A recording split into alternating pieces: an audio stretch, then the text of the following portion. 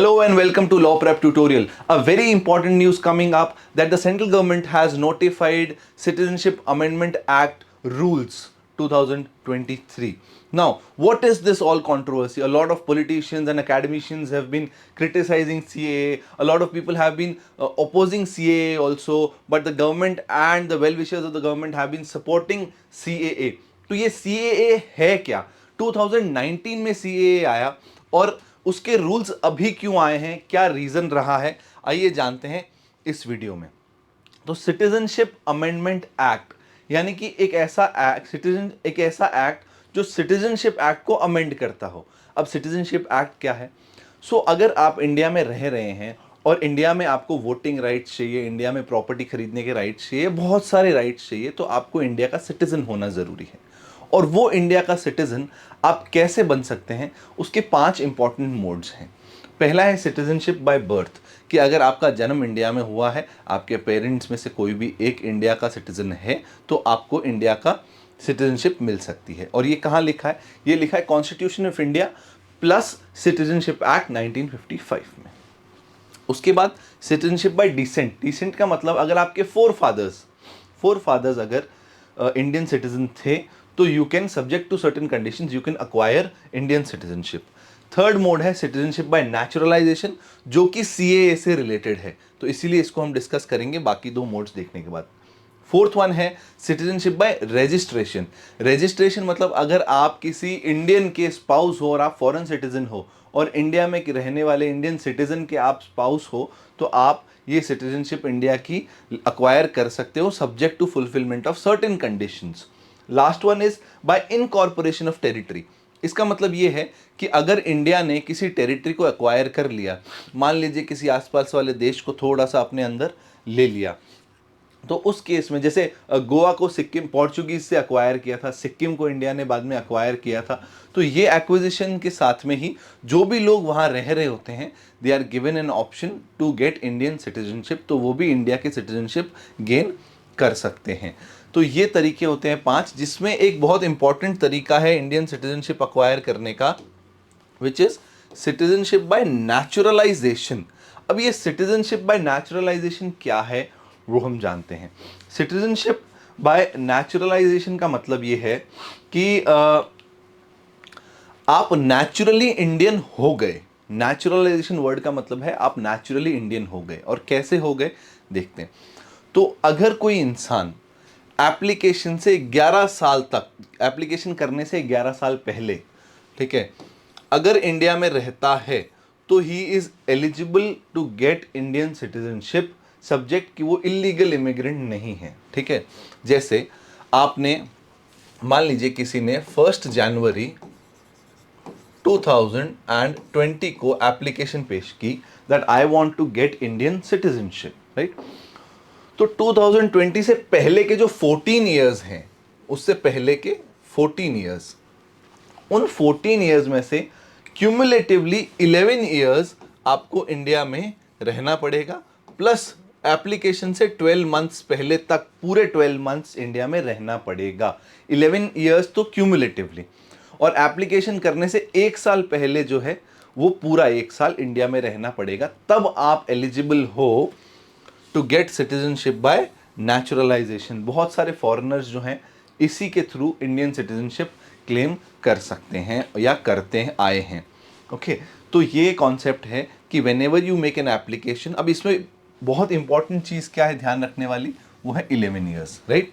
तो अगर आप एप्लीकेशन कर रहे हो 2020 में या 24 में, तो उससे पहले 14 ईयर्स जो थे, यानी कि 2011 से लेके या 10 के बाद से लेके और 2024 तक आपको क्यूमुलेटिवली टोटल 11 साल आप इंडिया में रहे होने चाहिए हो, फर्स्ट। सेकेंडली 2023 पूरा जो है 2023 जो 12 महीने हैं, वो पूरे आप इंडिया में रहे होने चाहिए हो, then only you will be eligible to get citizenship through naturalisation.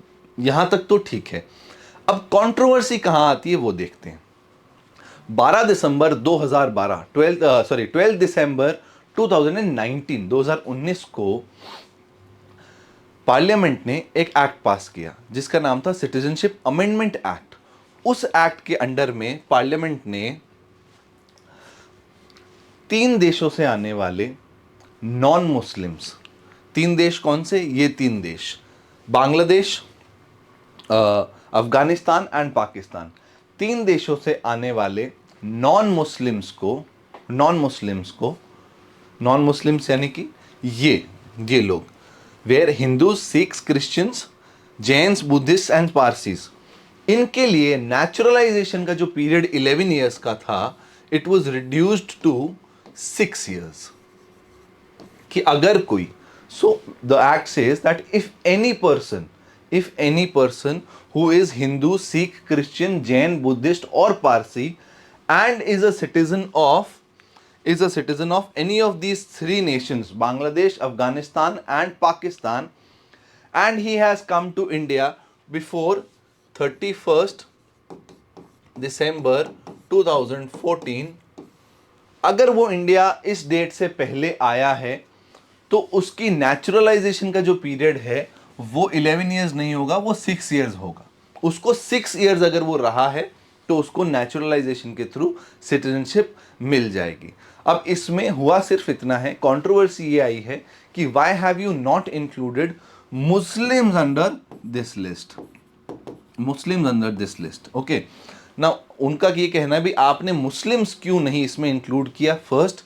दूसरा उनका कहना है कि भाई इसका गवर्नमेंट ने एक रिस्पॉन्स ये दिया कि मुस्लिम्स को नहीं इंक्लूड करने का रीजन ये है that all these 3 nations are Muslim dominated nations और Muslim majority nations for that matter, and ये जो लोग भाग के वहां से आए ये परसिक्यूटेड माइनॉरिटी हैं, ये उस कंट्री की परसिक्यूटेड माइनॉरिटी हैं, यानी कि सताए हुए माइनॉरिटीज़ हैं वहाँ के, जो जिनको लाइफ थ्रेट था वहाँ पे और वो भाग के वहाँ से इंडिया आए हैं, तो we are giving them shelter and a right to get Indian citizenship.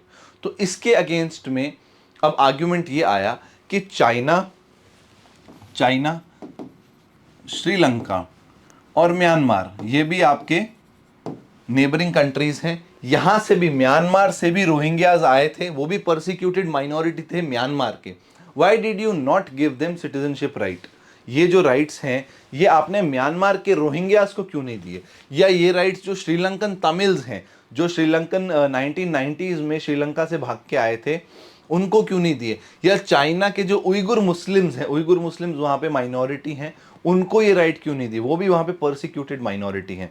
So the entire controversy behind CAA is that you not included, the allegation of the government is that you purposefully not included Muslims here. तो ये तो controversy थी 2019 की, ठीक है। तो 2019 में ये एक्ट आया, 10 जनवरी 2020 में वो इम्प्लीमेंट हुआ।